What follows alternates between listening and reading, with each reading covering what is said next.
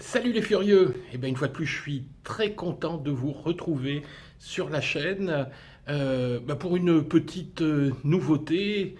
Bon, une nouveauté pas tout à fait, honnêtement. Allez, Tintin, le Tiro 109. Voilà, alors il est nouveau au catalogue. Tiro, c'est avant tout la saga de chez Ishin, la saga Petit Prix. Alors vous le savez, nous sur la chaîne, ce qui nous intéresse, c'est de vous donner les moyens de rentrer dans le hobby pour pas trop cher. Donc la question c'est, ce Tiro 109, est-ce qu'il vaut le coup? 109, bah c'est son prix, 109 dollars. Nous, avec un petit coupon, le change, etc., ça nous le met, je crois, à 88-89 euros. C'est une machine, vous allez le voir, qui est prête à voler. Il manque juste un petit récepteur. On en parlera après. Alors, Tiro, évidemment, pour ceux qui suivent un petit peu, c'est un nom que vous connaissez. On a eu le Tiro 99, on a eu le Tiro 79. Vous voyez, les prix fluctuent chez Ishin. Alors, qu'est-ce qu'il a de particulier, ce Tiro 109 par rapport au Tiro 99? Il est un petit peu plus cher, mais en fait, honnêtement, c'est exactement le même. Alors, vous allez me dire, quel est l'intérêt d'aller payer 10 dollars de plus pour une machine qui est un 5 pouces, 218 mm anthrax? En fait, c'est le même, mais en mieux. C'est la version upgrade du Tiro 99. Alors, trois points ont été revus principalement. C'est un, la caméra qui était vraiment une catastrophe sur le Tiro 99. Enfin, je voudrais pas spoiler, mais vous allez voir un petit peu plus tard que chez moi ça a été aussi la catastrophe. Ensuite, le VTX qui est un VTX stackable cette fois-ci. Alors, il ne change pas beaucoup, sauf qu'on peut le mettre à l'intérieur de la machine et les moteurs qui ont été un petit peu améliorés. Donc, nous, la question, elle est simple, c'est un, est-ce que c'est vraiment mieux, est-ce que ça vaut le coup de payer 10 balles de plus? 2, est-ce que ça vaut le coup tout court? Ou est-ce que, comme le Tiro 99, c'est une machine qui est un petit peu vouée à être mise à la poubelle, ou en tout cas avoir plein d'éléments remplacés, ce qui est alors sans intérêt. Autant acheter quelque chose d'un petit peu mieux ou fabriquer soi-même sa machine. La seconde comparaison qu'on va essayer de faire, c'est par rapport au Super Tiro 79, parce que celle-là, je vous mettrai le lien de la vidéo pour le Tiro 79 en dessous. Celui-là, c'est vraiment une machine super. Donc, est-ce qu'on va obtenir ce niveau avec le Tiro 109? C'est ce que vous allez voir tout de suite. Alors la vidéo, comme d'habitude, je vais la découper en plusieurs parties. Je vous fais d'abord le montage, ensuite, avant le montage, on va regarder un petit peu ce qu'il y a dans cette jolie boîte. Donc on va faire le déballage, les caractéristiques techniques. Ensuite, je vous ferai un petit montage photo de l'assemblage de cette machine. Et puis vous allez voir, ça s'arrêtera là. Le vol, je le ferai sur une autre vidéo. Je vous explique pourquoi à la fin. Allez, on est parti pour le déballage. Voilà, donc la boîte du Ishin Tiro 109. Alors, vous voyez, une boîte qui est un petit peu plus grande évidemment que le 79. Alors, comme je vous le disais en intro, évidemment, ceux qui auront monté le Tiro 99 vont pas du tout se trouver dépaysés, dans le sens où, normalement, c'est le même en mieux. Alors, on va pas tarder, on va directement ouvrir la boîte. Donc, un beau packaging, hein, comme sur tous les Tiros. Oui, avec juste une petite chose, je la remets. Alors, où ça se trouve? Voilà, comme sur le Tiro 79, ici, une petite étiquette. Donc, si je retire cette étiquette-là, je suis à peu près sûr qu'en dessous, il sera noté Tiro 99. C'est la boîte du Tiro 99. Vous allez de toute façon retrouver plein d'éléments communs au Tiro 99. Allez, c'est parti. On ouvre, on découvre ce qu'il y a dans la boîte. Alors, donc un packaging bien protégé avec de la mousse, une mousse de protection, donc ça arrive sans souci. Les petits autocollants qui sont bien. Ça, c'est mon petit dada, les petits autocollants que je colle un petit peu partout. Donc, la petite bébête de chez Ishin avec les lunettes FPV. Hop, c'est sympa. Allez, on rentre tout de suite dans le vif du sujet. On va regarder ce qu'il y a à l'intérieur. Alors, bon, je prends comme ça vient. Hein. Donc, tout d'abord, des trucs que je vais sans doute pas garder. Les hélices, des espèces de quadripales un petit peu bizarres. C'est du... Alors, c'est du quoi? Je vais mettre mes lunettes. C'est du 5 pouces, donc 50-40 de pas. Donc c'est pas très très grand, mais il y a 4 pales. Hein. Donc on n'a pas beaucoup de pas, mais on a 4 pales ici. Bon, je testerai pour voir ce que ça donne. Hop, une petite antenne, une petite pagoda. Bon bah ça, l'intérêt c'est que vous n'aurez pas à l'acheter. Vous allez voir, de toute façon le kit est super complet. Allez, on continue. Ici les côtés de la frame, donc les petits montants en alu avec les petites pièces carbone qui viennent dessus. Ensuite, alors, je voudrais quand même... voilà. Alors, la frame... Alors, contrairement au Tyro 79, ici, on n'a pas une bottom plate en une pièce, mais elle est à assembler avec un sandwich de carbone.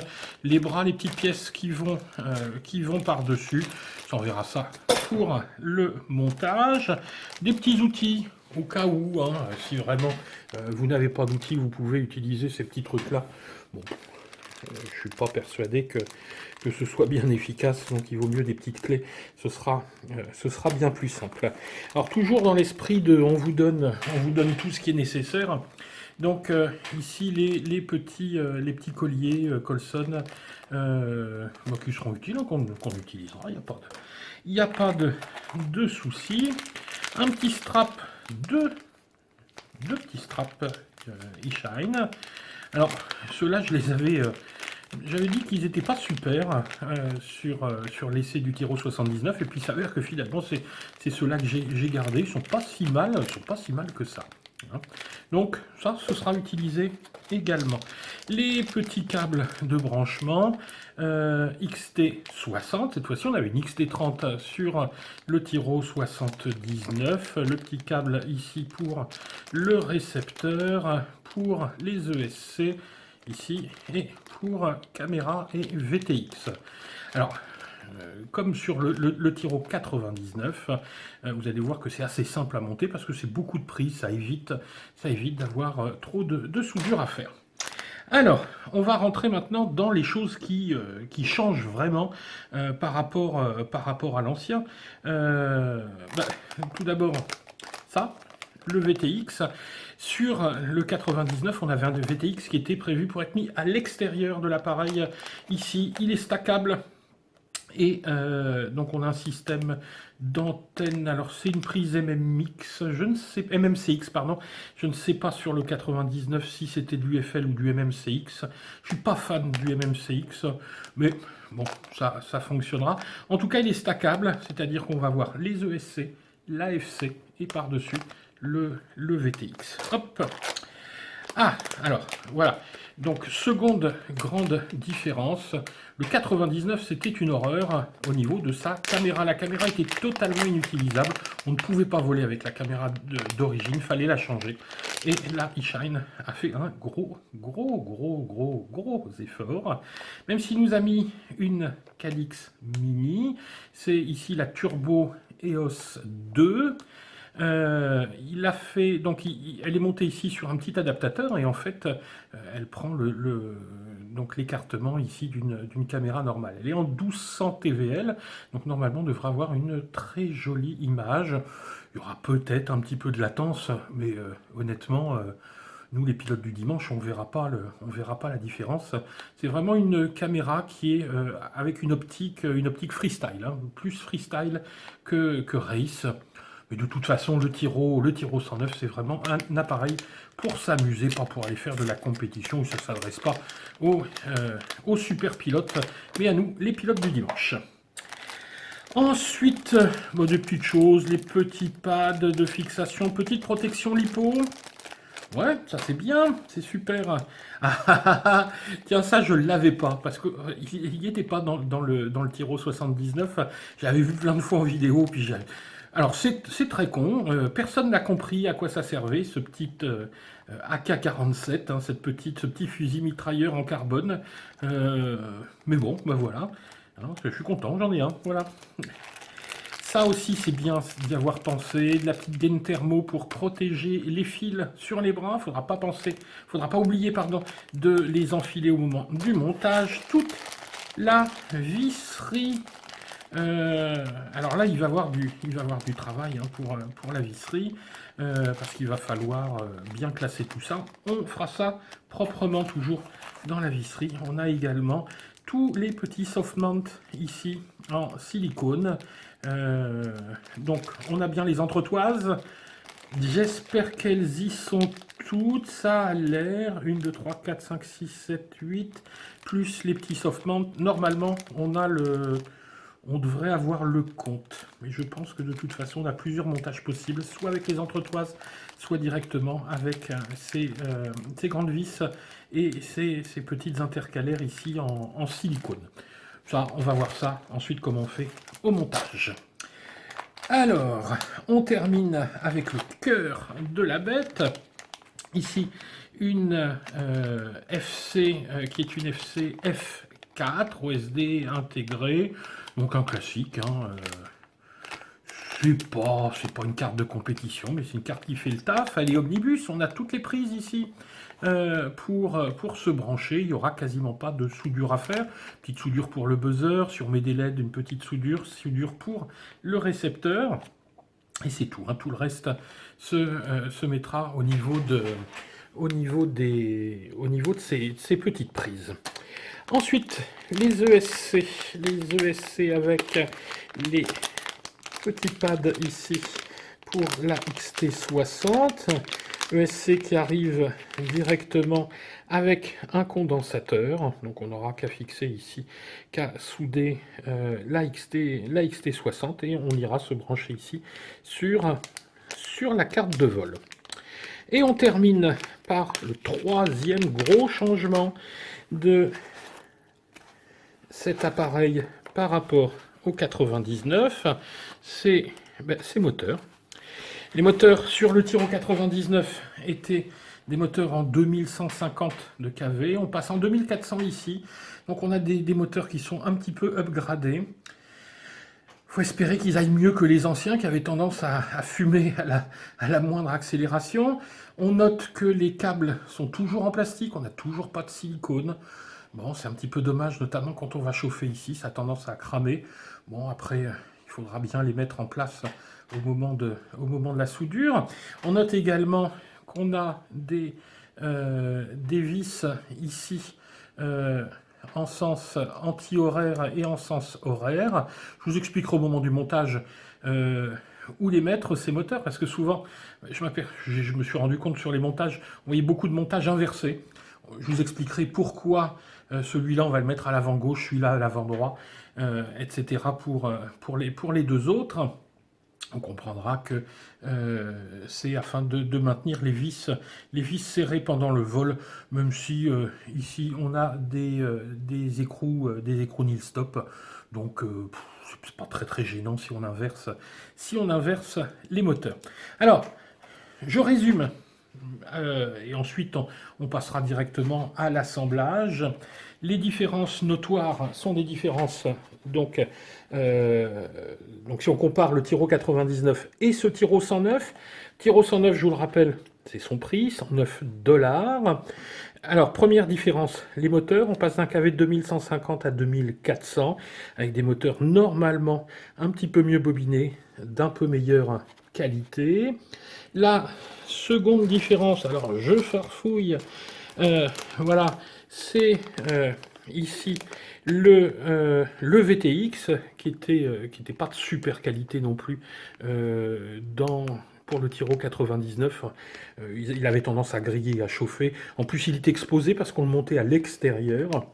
Donc c'était pas la joie. Ils l'ont changé, il est stackable.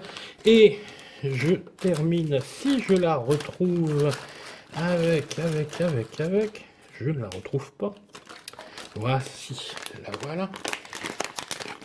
Enfin, la troisième grosse différence, et c'est vraiment ce qui va faire la différence de prix, ça c'est une caméra qui vaut 25 euros à peu près. Hein. La Cadix, 25, ouais, 25 euros je crois.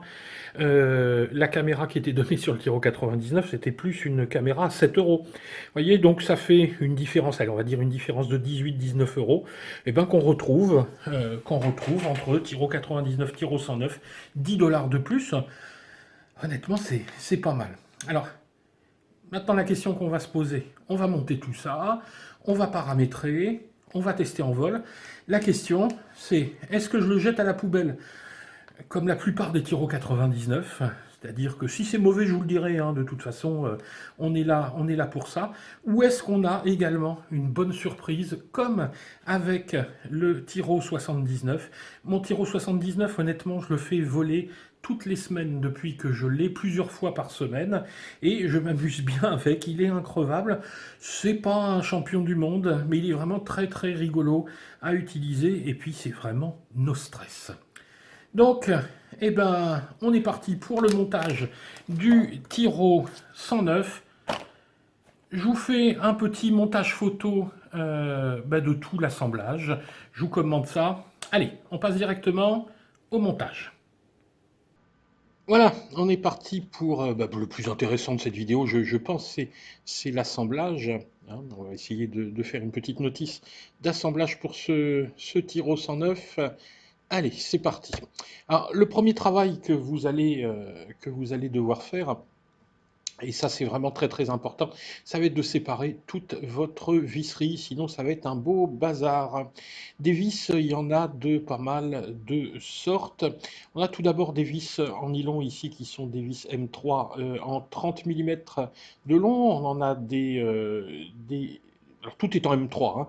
Des M3 ici en 16, en donc je ne dis pas de bêtises, en 12, en 8, en 6 ici, et en 4 pour les plus petites. Donc ce qui va être important, c'est de bien séparer toute cette visserie, comme ça vous serez tranquille pour identifier et repérer et pas vous tromper, parce que vous allez voir qu'il y a quelques galères possibles, c'est déjà pas simple, donc il vaudrait mieux éviter de s'embrouiller dans les vis.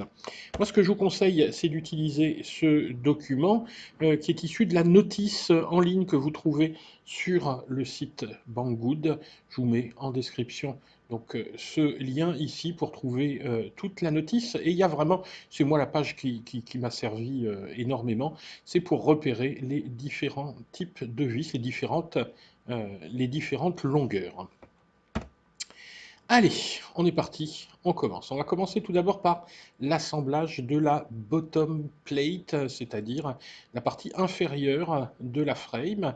Alors elle est constituée tout d'abord de 4 bras. Alors il faut faire attention à l'assemblage des bras. Vous voyez que la partie qui est incurvée ici se trouve à l'intérieur du drone. Donc ce sont les intérieurs. Les petites aspérités ici sont à l'extérieur du drone. Ces 4 bras vont être pris en sandwich entre une petite plaque ici et une espèce de croisillon. Et on va avoir besoin ici de 4 vis qui sont des M3 16 et des 12. Enfin, la notice dit des 12, mais vous allez voir juste après qu'on va changer ça. Donc voilà pour les vis et le croisillon qu'on voit un petit peu mieux sur cette vue. Ah oui, oubliez pas, parce que ça c'est la galère assurée, sinon vous serez obligé de tout redémonter, de passer votre gaine thermo directement sur les bras, parce qu'une fois les bras assemblés, ça rentre plus par là. Donc il faut prévoir ça juste avant, c'est pour ça que je vous l'ai mis sur l'éclaté ici. Alors, première chose à faire sur le croisillon, on va placer les 4 vis ici qui sont des M3 par 16, donc 3 mm de diamètre et 16 mm de longueur. Et vous placez ça sur les trous extérieurs, donc les 4 grandes vis. Ensuite, vous allez tout simplement placer vos bras à l'intérieur et vous voyez que les bras vont venir se rencontrer au centre du croisillon. Donc on les pose et ça s'enclenche bien. Une fois que c'est posé, eh ben, on n'a plus qu'à placer la plaque supérieure par-dessus et à venir visser. Donc on visse ici sur des écrous les 4 vis. Vous remarquez d'ailleurs, moi au passage, j'ai eu un petit souci parce que des vis, j'en avais 5 au lieu de 4, ben, c'est bien, sauf qu'il y en avait 2, le tournevis rentrait pas dans la tête. Donc j'ai dû prendre une M312 à la place d'une M316. Bon, ça accroche ici sur le nylon, il n'y a pas de, sur la petite bague nylon, il n'y a pas de souci. Vous remarquez ici un petit détail qui va avoir son importance par la suite, c'est qu'avec les vis, les 4 vis centrales, qui elles viennent se prendre ici dans ces petites bagues qu'on appelle les press-nuts, hein, qui sont déjà installées. Donc vous allez venir par-dessous choper ces press-nuts ici. Le seul petit souci, c'est que ça dépasse. Bon, c'est bien, enfin c'est pas gênant parce que vous allez voir que les ESC se placent bien, oui, mais c'est à cet endroit que va passer la sangle. Donc si vous laissez ça comme ça, eh ben ça passera pas.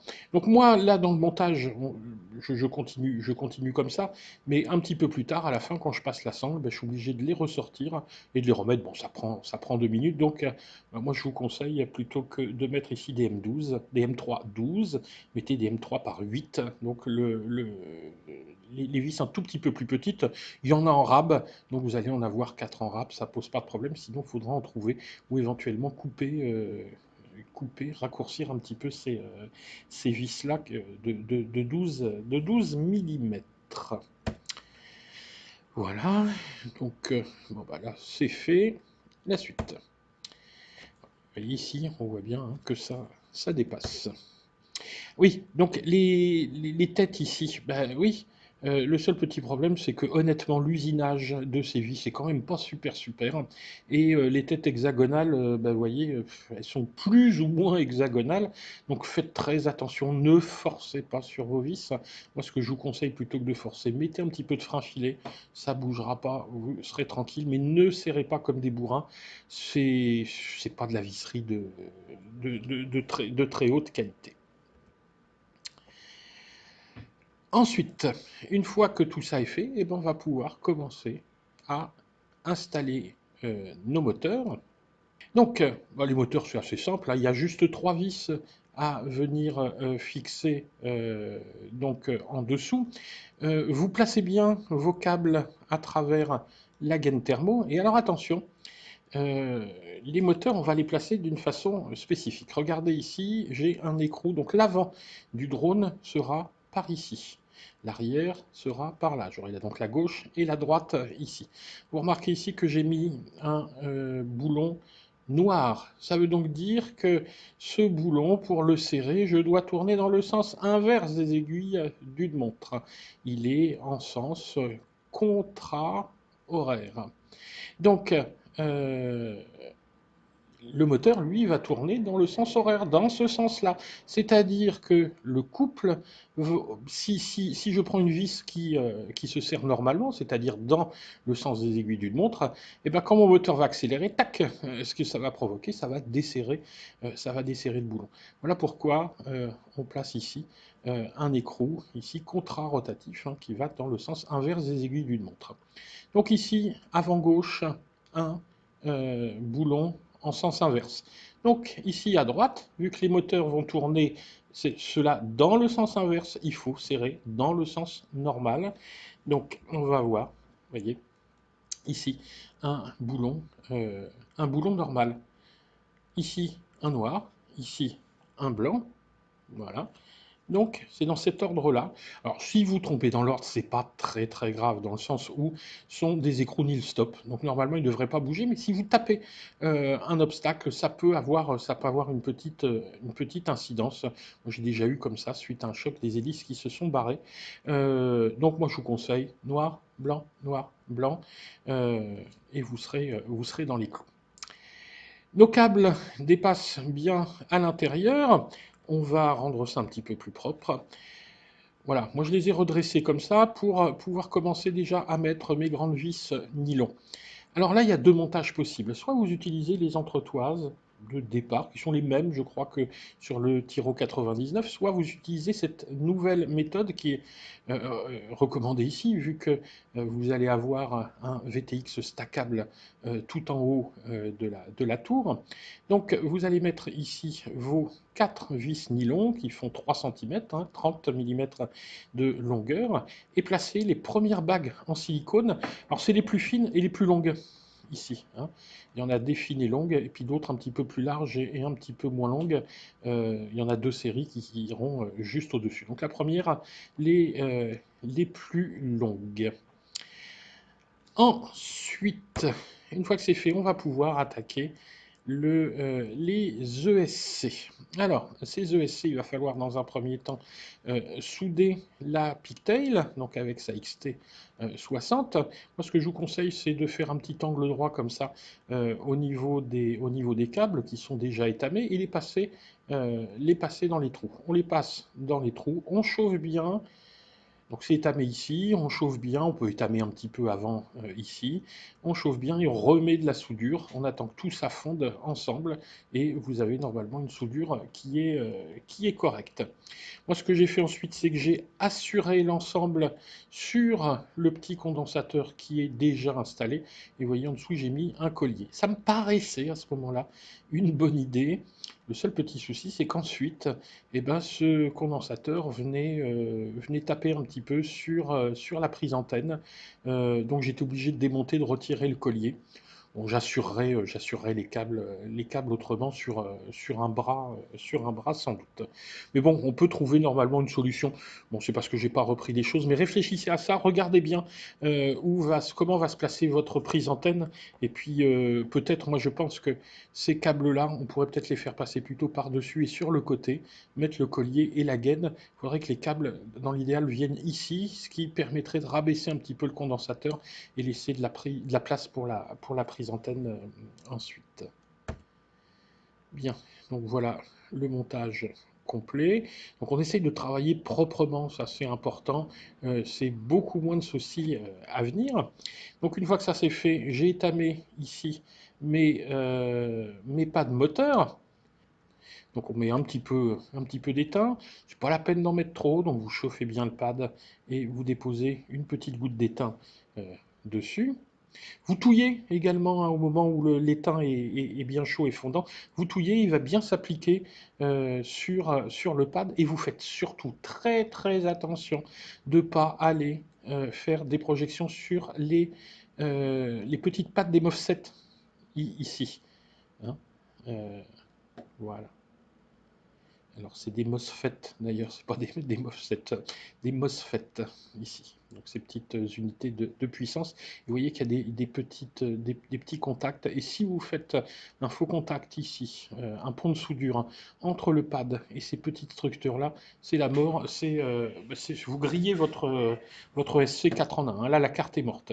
Donc ça, c'est vraiment le point sur lequel il faut être très très attentif. Regardez bien, prenez une loupe pour voir s'il n'y a pas eu de contact et soudez pas trop proche de là. C'est un petit peu chaud. Honnêtement, sur le Tiro 79, j'ai trouvé ça beaucoup plus facile à faire qu'ici.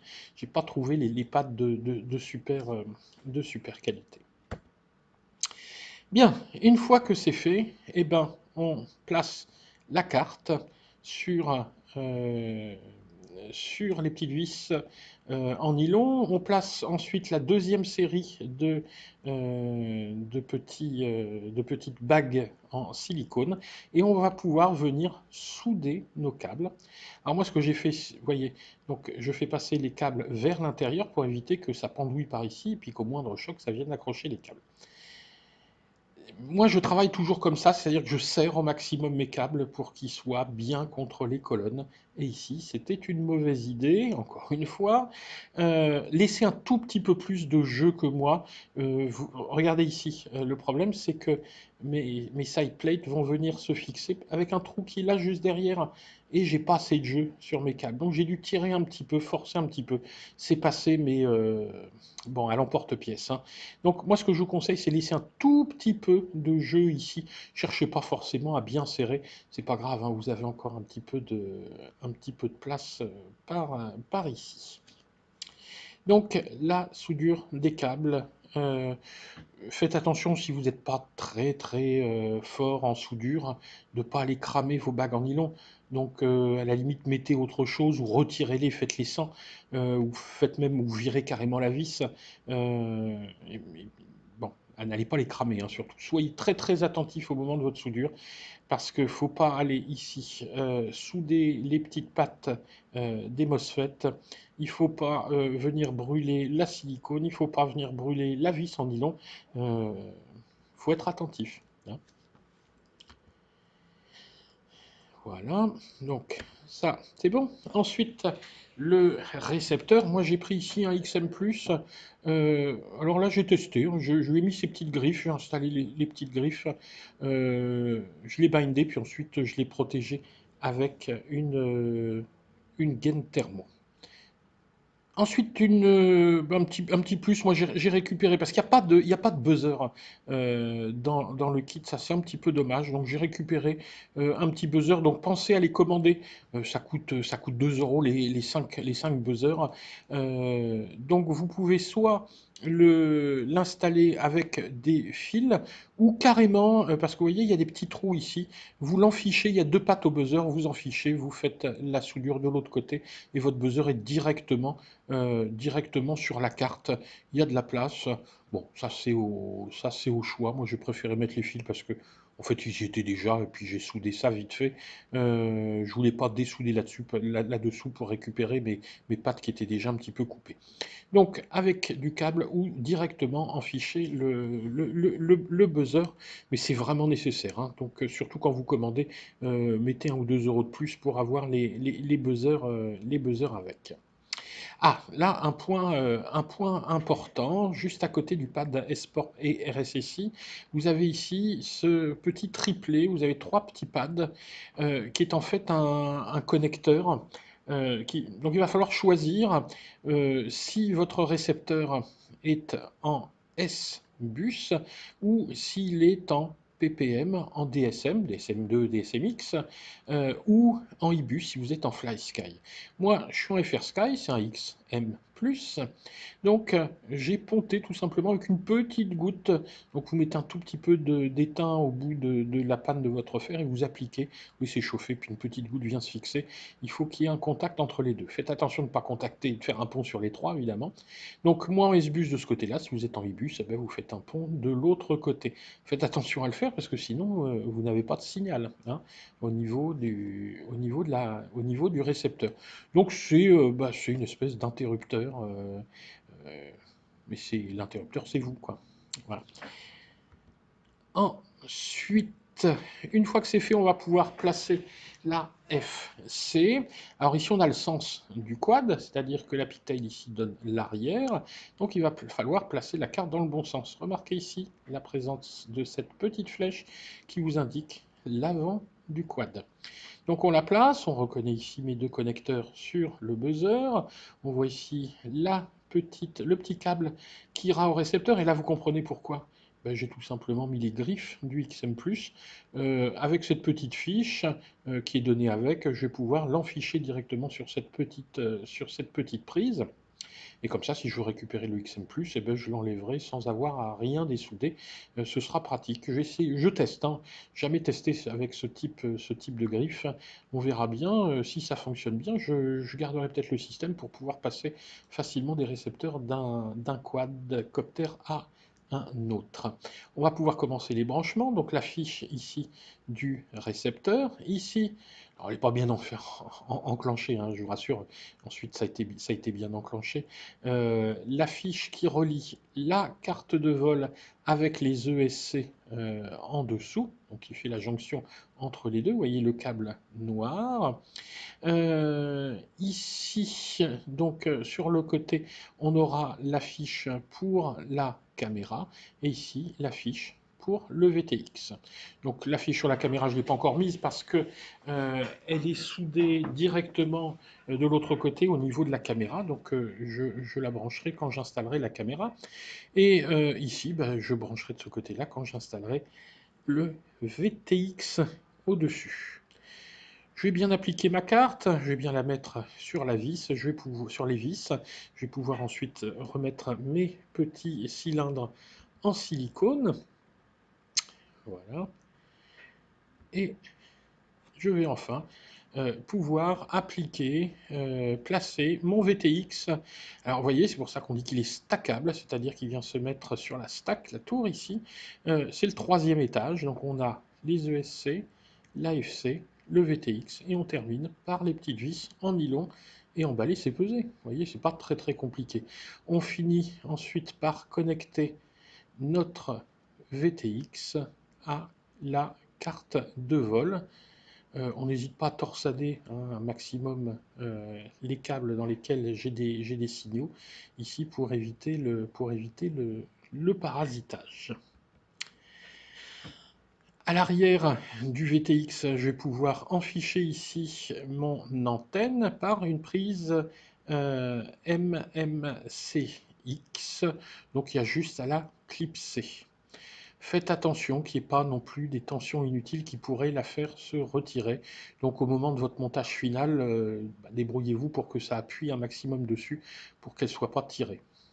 Parce que ça se déclipse assez facilement. Si vraiment il faut, vous mettez un peu de colle à antenne ou un peu de colle chaude si vraiment vous avez peur que ça parte.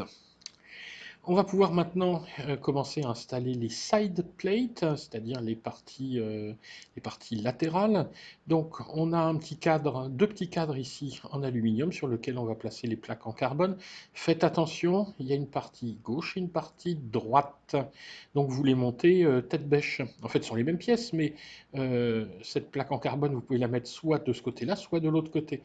Donc vous les montez tête bêche. Et vous avez ici la petite fixation pour l'antenne, les deux petites plaques carbone ici pour aller sur le dessus. Moi, ce que je vous conseille, c'est de monter de cette façon-là, monter la moitié de votre carcasse pour venir y installer votre caméra. Une fois la caméra installée, vous allez voir que cette partie-là viendra se fixer beaucoup plus facilement et vous refermerez la cage avec l'autre partie. Vous remarquez au passage que la petite EOS 2, qui est au format micro, vient s'enchasser ici dans un adaptateur en ABS qui se fixera, lui, par des petites vis sur le côté. Ici, les différents branchements. On peut enfin brancher le câble de la caméra. Donc on retrouve ici VTX vidéo, caméra, ici la jonction FC avec ESC, et toujours ici notre petit buzzer. Le buzzer, tiens, justement, moi j'ai mis un tout petit peu de double face. Remarquez au passage que j'ai dû déchirer la gaine thermo, mon beau montage de tout à l'heure. J'ai dû le retirer tout simplement pour pouvoir descendre un petit peu. Déjà retirer le petit collier que j'avais mis et descendre un peu le condensateur pour faire de la place. Et j'en ai profité à cet endroit-là pour mettre un petit morceau de double face où j'ai collé le buzzer. Ça se termine. Voilà la première moitié de la cage qui est installée. Il y a ici une vis longue. Là, c'est une vis un petit peu plus longue. Vous regarderez sur le... J'ai plus la taille en tête. Vous regarderez sur sur la notice, donc une vis un petit peu plus longue qui va venir prendre cette pièce. Alors cette pièce ici, on va en parler tout de suite, elle pose un vrai souci parce que la prise antenne, lorsqu'elle va venir se fixer dedans, ne pourra pas être suffisamment serrée. C'est ce qu'on va voir ici. Alors, avant de parler de cette prise antenne, on referme donc ici avec la deuxième moitié de la cage et ça y est, là j'ai installé mon récepteur. Alors voilà la pièce incriminée. Le petit souci, quand je laisse la pièce telle qu'elle et que je mets ici ma sortie SMA, donc qui est la prise sur laquelle va venir se fixer l'antenne, et bien regardez, j'ai pas assez de longueur. C'est-à-dire que quand je vais venir serrer mon antenne, ben le mât de l'antenne va tourner sur sa fixation. Donc c'est pas assuré du tout, vous allez avoir des parasites, c'est vraiment très très très ennuyeux. J'ai essayé avec d'autres antennes, rien n'y a fait. La seule solution, bah, c'était de redémonter ça. Je suis revenu en arrière, j'ai repris cette pièce-là, je l'ai sortie et ben, je l'ai poncée, hein, c'est-à-dire que j'ai mis des coups de Dremel sur le dessous.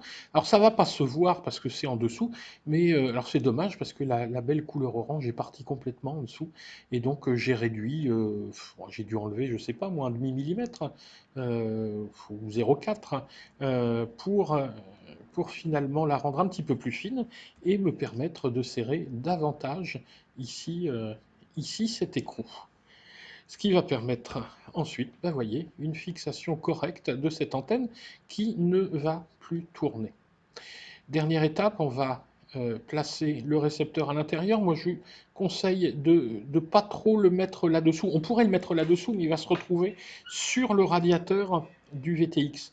Et un VTX, bah, ça chauffe, ça émet de la chaleur. Donc il faut que cette chaleur puisse se disperser. Donc je vous conseille de le mettre le plus en avant possible, et de faire sortir, vous voyez ici, vos petites antennes sur le côté. On a quasiment terminé, il n'y a plus que les finitions à faire. Là, normalement, l'appareil est apte à voler une fois qu'on lui mettra ses hélices, évidemment, qu'on le paramètre. Les hélices, pour les essais, je vais laisser ces hélices-là. Il y a peu de chances que je les garde. Hein, des quadripales comme ça, je suis pas fan du tout. En fait, j'en utilise jamais. J'utilise que des tripales, même les bipales, j'en veux pas. Je veux pas de quadripales.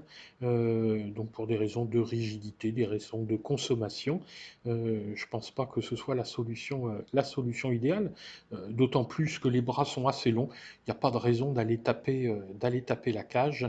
Donc moi je passerai après les essais en tripale. Finition. Alors, les finitions, qu'est-ce qu'on a ici? Bah, j'ai terminé en mettant tout simplement des petits colliers avec... alors là, j'essaye de choisir mes couleurs. Hein. Là, j'ai pris des petits tubes de gaine thermo jaune pour rappeler la couleur de mon strap ici. Alors, le strap, ça pose un problème. Hein. Je vous l'ai dit tout à l'heure, il a fallu faire attention de mettre des vis pas trop longues au niveau des press-notes pour que ce strap ici puisse passer. Le strap d'origine fonctionne, mais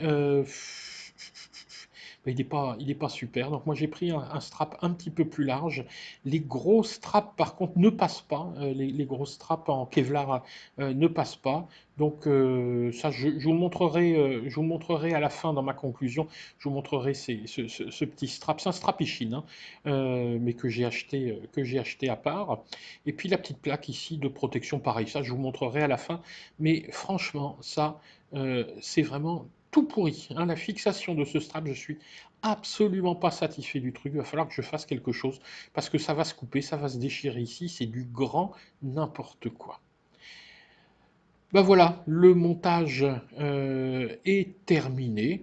Et ben, sur les points négatifs, je reviendrai à la fin. Sur les points négatifs du montage, les difficultés, je vous en ai parlé, il y en a quelques-unes ici. Mais il y a vraiment quelques points négatifs sur lesquels je revenir à la fin. Pour l'instant, allez, à chaque instant suffit sa peine.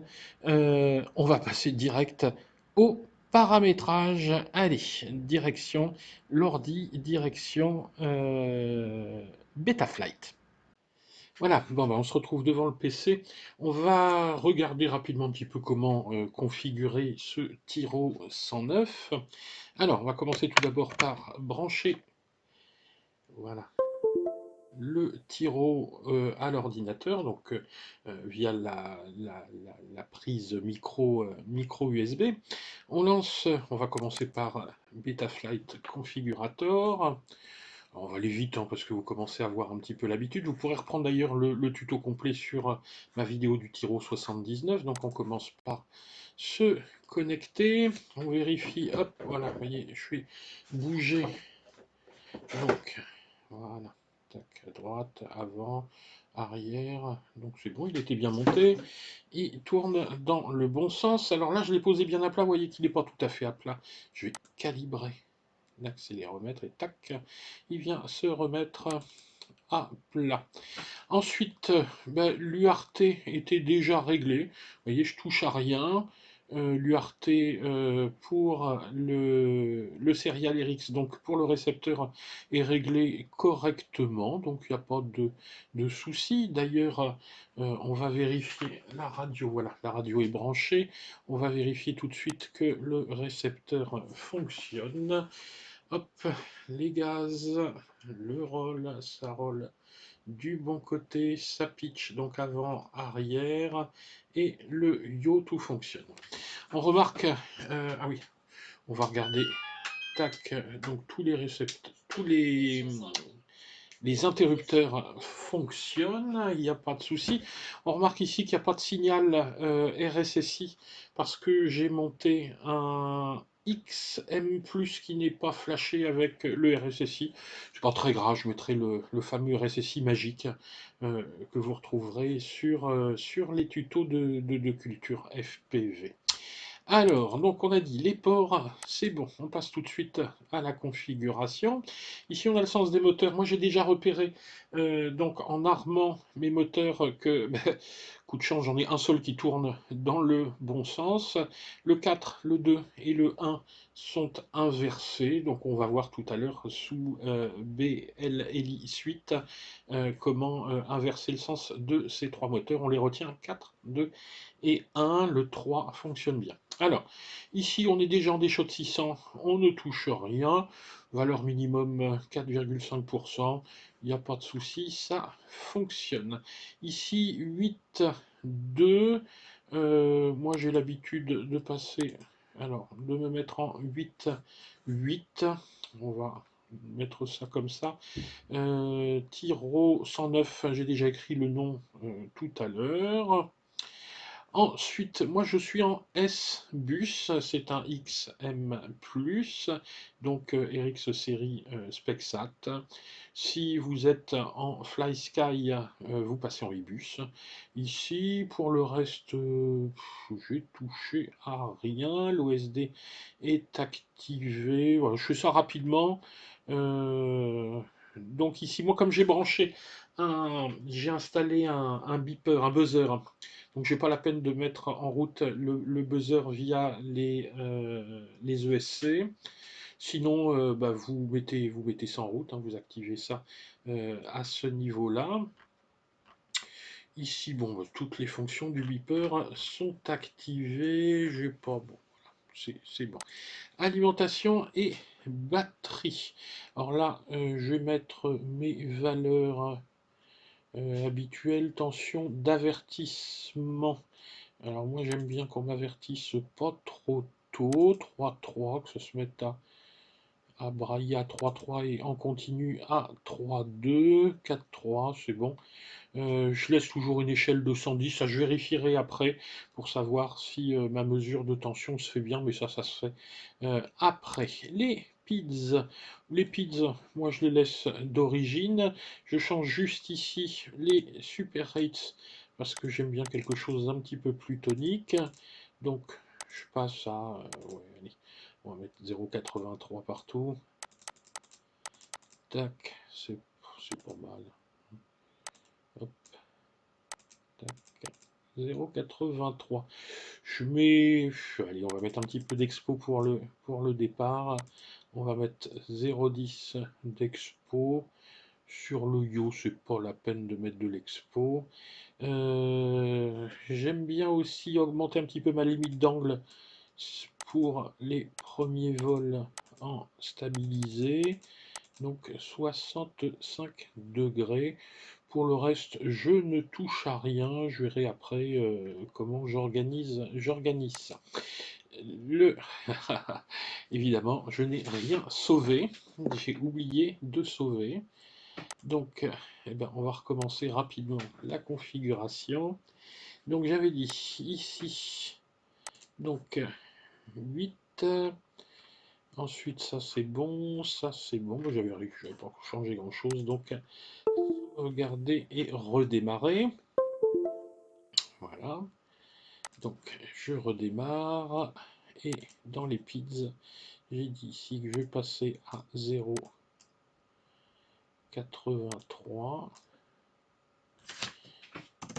Alors, 83. Tac. Bon. Donc, c'est bon. Ici, pareil, 83. Et ici, 83. Et on avait dit un petit peu d'expo à 0,10, donc 10% d'expo. Et je sauvegarde. Voilà, cette fois-ci, j'oublie pas. Hop, les pizzas, ça relance pas.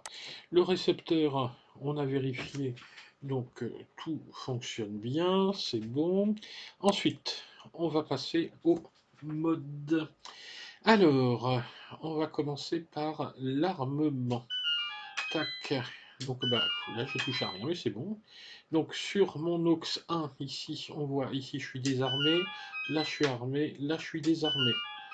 Donc c'est OK. Ensuite, pour les différents modes de vol. Voilà. Donc ici, moi, ce que je veux, c'est voilà, être en mode angle dans cette partie-là. Ensuite, je vais être en horizon dans cette partie-là, donc je vais reprendre le même aux, l'aux 2, et je vais être en accro dans cette partie-là. Alors, on va vérifier si ça fonctionne. Tac, tac et tac. Alors, il faut évidemment enregistrer avant. Voilà. Donc là, normalement, ici, ma case angle est en jaune. Ensuite, je passe en horizon, tac, en jaune. Et ensuite, les deux en gris, ça veut dire que je suis en accro. Voilà, c'est parfait. Ensuite, le beeper. Le beeper, je le veux donc en aux 3, tac, dans la zone du milieu, c'est parfait. Donc je vais enregistrer, tac, et voilà, il se met en route. Alors on n'entend pas le beeper hein, parce que j'ai pas mis de batterie ici. Ensuite, qu'est-ce que je veux d'autre? L'air mode.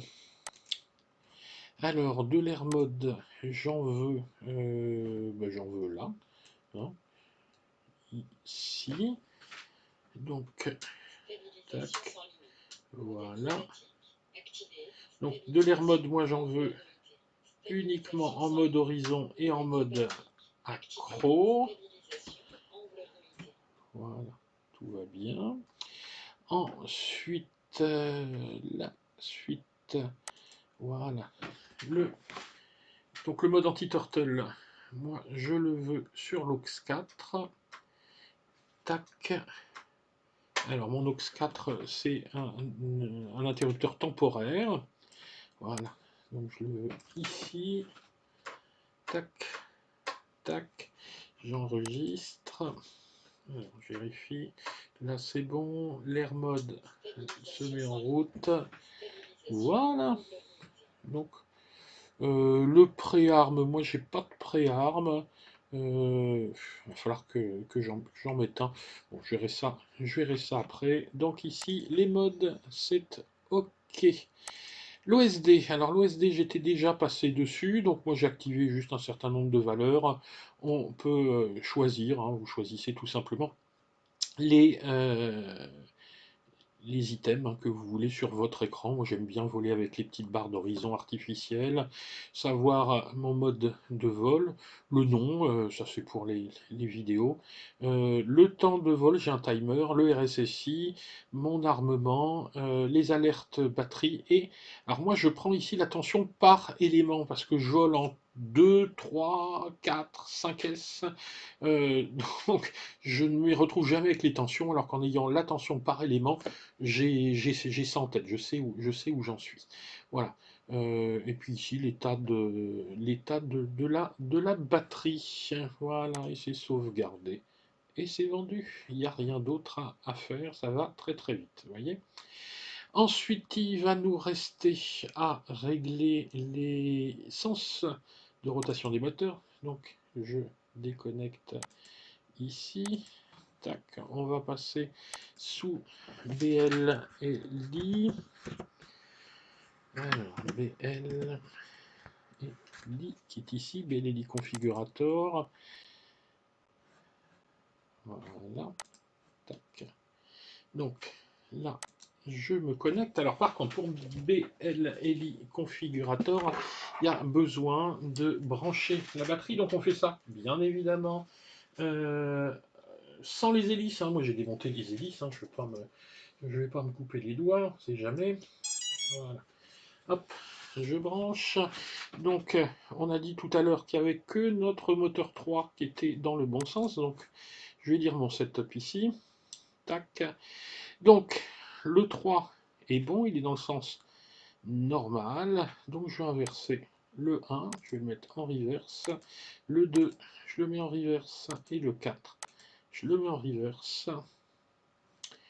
Et, j'écris mon setup. Tac, et voilà, c'est vendu. Il n'y a rien d'autre à faire. Je vais déconnecter. Voilà. Et je vais reconnecter pour vérifier. Je vais relire mon setup pour voir si ça a bien été pris. Reverse, reverse, normal pour le 3 et le 4 et reverse. Normalement maintenant mes moteurs vont dans le bon sens. Alors pour vérifier le sens des moteurs, vous enlevez les hélices évidemment, vous armez et vous mettez votre doigt sur le côté et vous allez sentir de quel côté le moteur tourne. Et comme ça, vous savez, vous savez si votre moteur tourne dans le bon sens ou dans le mauvais sens et vous inversez le sens de ceux qui tournent à l'envers dans BLLI. Je déconnecte et puis voilà, il n'y a rien d'autre à faire. Bien, voilà. Bah, il n'y a plus grand chose à faire, il n'y a plus grand chose à faire. Non, effectivement, il n'y a plus grand chose à faire. Allez, le Tiro 109 est ici prêt à voler.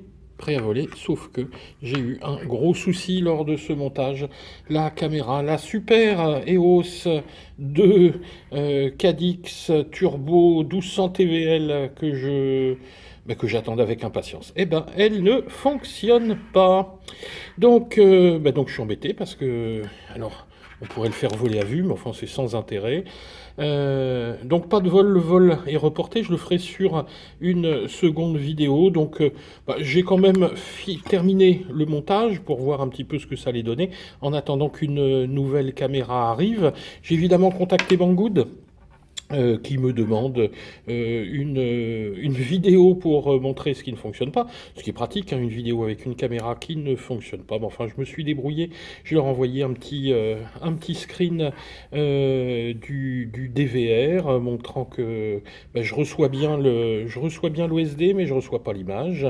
Et en attendant, j'ai recommandé une EOS en France qui devra arriver ce matin. Je ferai le montage ce week-end et j'essaierai de vous faire un vol milieu de semaine prochaine. Pour l'instant, on peut juste faire un petit bilan sur le montage. Alors moi, il y a un certain nombre de choses qui m'ont absolument pas plu dans cet appareil. C'est tout d'abord la comparaison avec le montage du Tiro 79. Donc on a ici quelque chose qui est bien plus pénible à monter. Autant tout tombait bien sur le Tiro 79, autant ici c'est un petit peu du bricolage.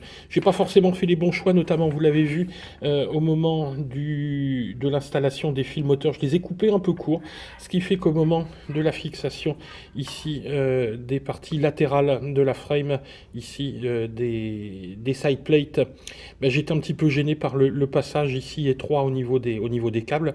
Enfin bon, ça c'est fait. Un gros souci également sur cette petite pièce ici de fixation de l'antenne.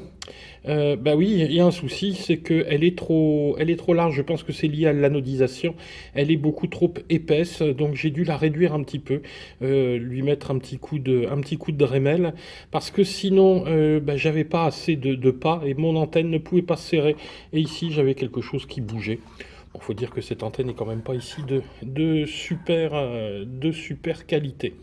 Donc quelques petits soucis au niveau du montage. Et le plus gros défaut, à mon avis, c'est quand même la fixation ici, le passage du strap. Alors autant la petite plaque de protection est vraiment pas mal faite. Vous allez voir que en dessous, on est embêté parce qu'en dessous, il n'y a pas de place ici pour poser la lipo. On a le croisillon ici, donc j'ai adapté quelque chose, l'espèce d'antidérapant que j'ai découpé. J'ai fait des petits trous pour que les vis à l'intérieur puissent passer dedans. Mais vous voyez que la surface de contact avec la lipo est pas énorme. Donc j'ai doublé avec de l'antidérapant sur la plaque de protection.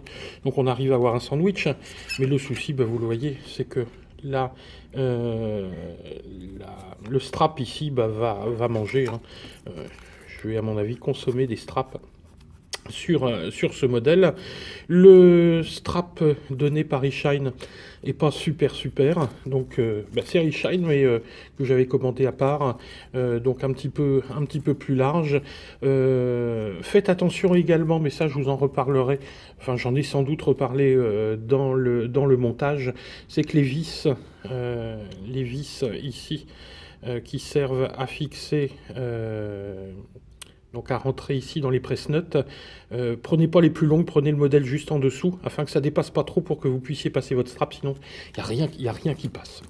Voilà, donc des petits soucis de conception. En fait, on a vraiment l'impression que la conception, elle était faite pour économiser au maximum, et sûrement pas pour vous rendre les choses faciles, ce qui n'était pas le cas sur le Tiro 79. Donc moi j'attends de le faire voler pour vraiment donner mon avis. En tout cas, je dirais que d'un point de vue du montage, il n'y a pas photo. Le Tiro 79 était très rigolo à monter. Celui-là, beaucoup moins. Il y a 2-3 petits problèmes techniques à résoudre. Mais normalement, en suivant mon petit documentaire de montage, vous devriez vous en sortir. Alors, acheter le Tiro 109 ou pas acheter le Tiro 109, telle est la question. Elle reste entière. Il n'y a plus qu'à attendre maintenant le vol. J'attends la caméra. Dès que je reçois la caméra, je l'installe. Donc, j'espère que ce sera fait ce week-end. Si je peux vous tourner quelques images de vol dimanche, je vous mets ça en ligne le plus rapidement possible. Pour l'instant, je vous laisse là. Portez-vous bien, volez bien, il fait beau, profitez-en. Et puis, la vie est trop courte pour s'emmerder. Faites-vous plaisir, amusez-vous bien, occupez-vous de vos familles. Et puis, à bientôt. Allez, ciao les gars!